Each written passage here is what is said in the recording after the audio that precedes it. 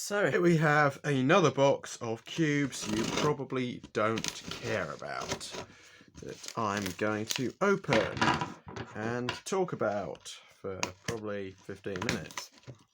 So yeah, if you're interested in that, watch it.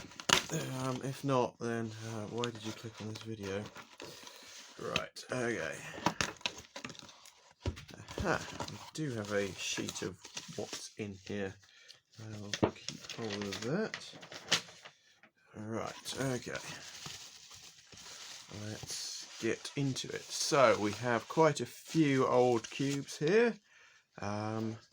Yeah, let's try them out.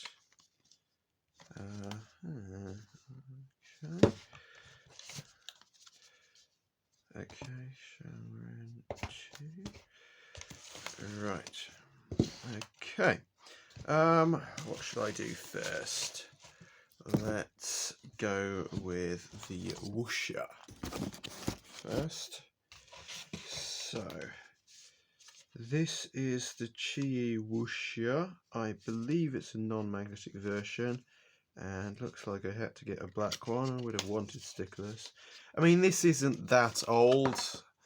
In fact, I probably should have got it when it came out. I think Harry's got one. He got a few years ago. Yeah, let's just try it and see. I mean, hopefully it's going to be a decent 2x2. I can't imagine it being terrible because it's from QiYi for a start. Yeah. Shame I couldn't get a magnetic one. Don't think this is magnetic. No, I'm pretty certain it's not. But yeah, I mean, it's decent 2x2. Like, even with magnets, like this with magnets would basically be pretty much up there with the top 2x2s today. I mean, it's not that old. I mean, this is like what, like 2018, I think it was released, sometime around there, I think, possibly 2017. But yeah, it's not a bad 2x2 by any means whatsoever. Let's just compare it with the other 2x2 I got, the ShiShuang.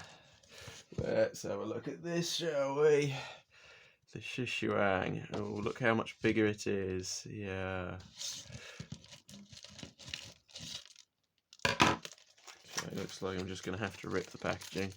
Not that that really matters, considering...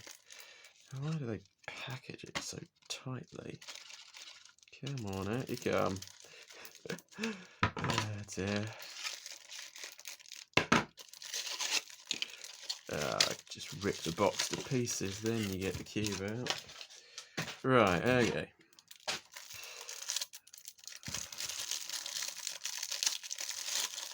So here we have the FangShi ShiShuang, which is pretty much the same size as a 3x3. It's 55mm.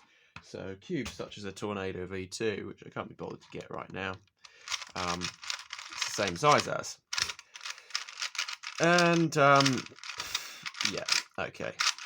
So it's just a overly big 2x2 that I can't see anybody really. I mean, it's not bad, but it's not gonna be up there with today's 2x2s, and it's way too big. I cannot imagine anybody wanting a 2x2 that's as big as a 3x3.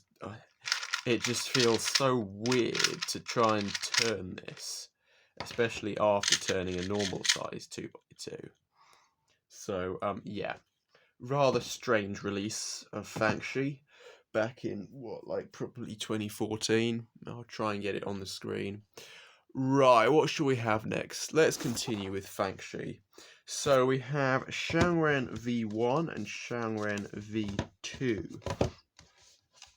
Now, I actually remember one of my friends from year 7 at secondary school, when I first learnt about speedcubes, he got ripped off by some eBay seller and got one of these for like £30. It's probably even more than £30 equivalent today, because 7 years of inflation. yeah, he got a V2, this one here. Let's get them both out at the same time, I think. So, FangShi ShaungRen was, I think, FangShi's first release of a 3x3, and designed basically to not pop.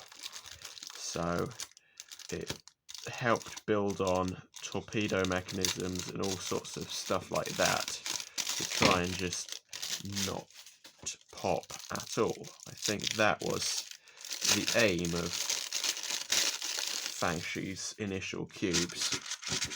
So, I mean, it turns decently, and yes, you can see there it's basically impossible to get a piece out, and I think that's because they had a pretty good anti-pop mechanism in place. So V2, looks like the V2 is slightly looser, like I can get a piece out, but I can't see that coming out in a solve. I think this is the point of it. So obviously it's somewhat to do with tensions. Let's just try and get that piece back in. Oh dear, yeah, I can see it's definitely designed not to be able to take a piece out of it. Right, let me just pause here while I get it back in. So yeah, it is rather interesting how these designs seem to work, and like I'm used to just being able to just take a piece out of a cube just like that and just get it back in, and it's like, well, does the cube pop? Very, very rarely. I mean, that's obviously again 12 leap, that's right at the top of the market now. But I mean, V2 is definitely better than the V1. V1 just has a scratchy feel, but like, they are good cubes. They have, V2 has, no, they both have rubbish chronic. I think they can't do 45. V2 is better than the V1 in that regards, but yeah, very interesting. I mean, it's not a terrible feeling speed cube. I think this is from like maybe 2013, 2014, yeah, I think that's probably about right, because he had the Shangren V2 back in early 2015, so yeah. Yeah, if he'd kept cubing, he probably would have been pretty good at it. Right, let's get on to the DaYan LingYun. So, Diane is famous for the GuHong and the Zhanchi, which revolutionized speed cubing, but they did have 4 other releases around 2010 to 2012, and most of them are really quite difficult to get hold of nowadays. But I did manage to get my hands on a LingYun, which is one of those. I think this is Diane. Oh, does it say on the box? Diane 3. Yes, their 3rd release. So their 2nd release was the GuHong, and then their 5th release was the Zhanchi, and those are the 2 cubes they're famous for. But they did release, yeah, the LingYun. I think Diane 6 is FangShi, Diane 4 is Lunhui, and I do want to get my hands on on those as well. I can't remember what their first one was, but I think that was more of an old-fashioned speed cube design, and then the GuHong was a kind of completely new thing that revolutionized. But I mean, yeah, I can see why it wasn't as good as the GuHong, and yeah, it wasn't solved in the box again. I mean, for its time, I mean, I presume this was released in 2011. I mean, it's not bad, but yeah, I mean, it's just a bit locky, a bit. Oh, it has torpedoes. So how is this different from a GuHong? Let me get my GuHong out, if I can find it. Right, I'll pause it while I find. Right, I believe this is a GuHong, but it might be a GuHong V2. I don't know for certain. So, obviously we've got... So this has a torpedo. I thought it was only the Zhanshi that introduced torpedoes. But I guess maybe they trialed them before. So there's a slightly different corner piece design there. And a slightly different edge piece, so there's definitely more space between the corner and the edge. You can see right there. I think that's the main difference. There's no, yeah, I can't see much else in terms of the design. I think the actual mechanism there is just, oh, there's a torpedo as well. And I presume the torpedo is removable. Ooh, wait a minute. Yeah, it's definitely removable if I can get that out. I mean, I can always do what I... Okay, yeah, there we go. So I can just remove the torpedo if I want to, which I think was the thing about them.